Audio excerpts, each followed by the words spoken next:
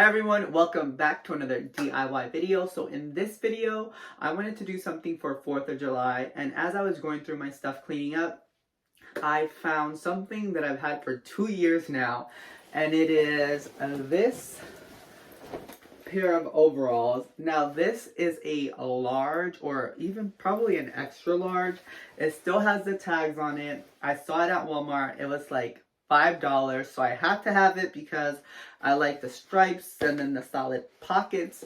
So I got it, like I said, 2 years ago. I bought one for myself and one for my best friend Yato. And yeah, I haven't worn them because I haven't done anything with them and they're super big. So I want to go ahead and I want to like make them shorts. I want to fix the pockets. There's a couple of different things that I want to do to them. So if you want to see how I get these overalls ready for 4th of July, then keep on watching. Okay, so here's how the overalls look on. I went ahead and I clipped this right here because I'm gonna take it in. It just looks less baggy. Like this is what it looks like without that clipped in. So I'm gonna go ahead and clip it in like I did on this side. And I'm thinking, like, look at how long these are. Oh my gosh. I'm thinking I'm gonna cut them to right about here. I already went ahead and I took the pockets off the back. Seam ripped that, wasn't too bad. So I think I want to cut them till like right around where my hand is. Or that's where I want them to lay. So I'm gonna cut them a little bit lower so I can go ahead and, you know, cuff them up. But then the other problem that I noticed was like this crotch area is very low.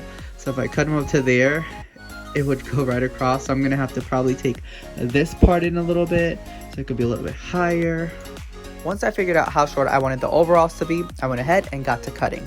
Now I will say, when I went to the second leg, I took a little longer because I wanted to make sure that they both lined up evenly so that I didn't have one leg that was a different height. So that's my recommendation. But I forgot to seam rip one of the pockets off, so I went ahead and did that after the fact. But since this one was close to that side seam, I just went ahead and cut as close to that seam as possible so I wouldn't have to re-sew it. Alright, so as you can see, pants are cut and they're right at my knees, which would be cute for some, but not me because I want them shorter. So let's bring these puppies up. So I'm going to be using this clippy to do thing. I got them off of Amazon. They're going to make it much easier than pinning the hem because I would probably poke myself several times doing that. So with this, I can just go ahead and clip it and keep going because I want them to be like right about here. Not too thoughty, but you know, just, you know, summer vibes, showing all the hard work I've been putting into these legs. So let's do that now.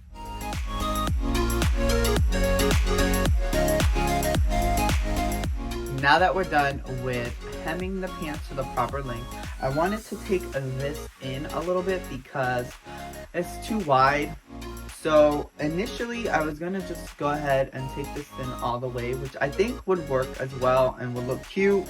But my only issue was when I got to this and I brought it to the machine, I noticed that it was like a little bit too thick for the machine and it's really close to the little hardware. So it's gonna make it hard. I mean, I could still do it and do it by hand, but I think my other idea that will work just as well is taking it in right where the buttons is, and that's what I did to try it out. So here's where the buttons are on the side. So I'm gonna, hi, it's Antonio from the future again, letting you know that another idea that I had did not work the way I thought it would. So taking in the front panel on the side where the button was still created like this buckle that I didn't like, this bump. So I ended up taking it in on the front like I first explained, and I did have to sew that top part by hand.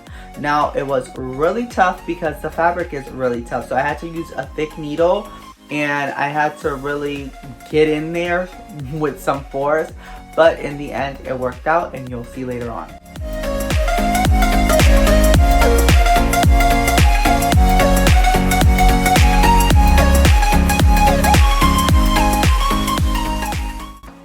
Once I was done working with the front panel, I moved on and began working on the pocket situation.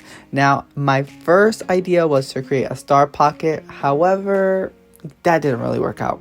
Take a look. Okay, so the star pant pocket idea didn't really work out, but luckily there was 2 pockets on the back.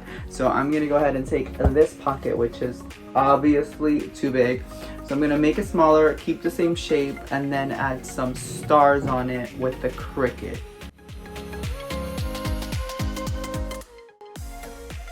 Once I figured out where I wanted the stars to go, I went ahead and pressed them in place using my iron. Now, it was a little bit tricky because the fabric was so thick that it was kind of hard for the stars to adhere, but I didn't give up, and here's how it all turned out.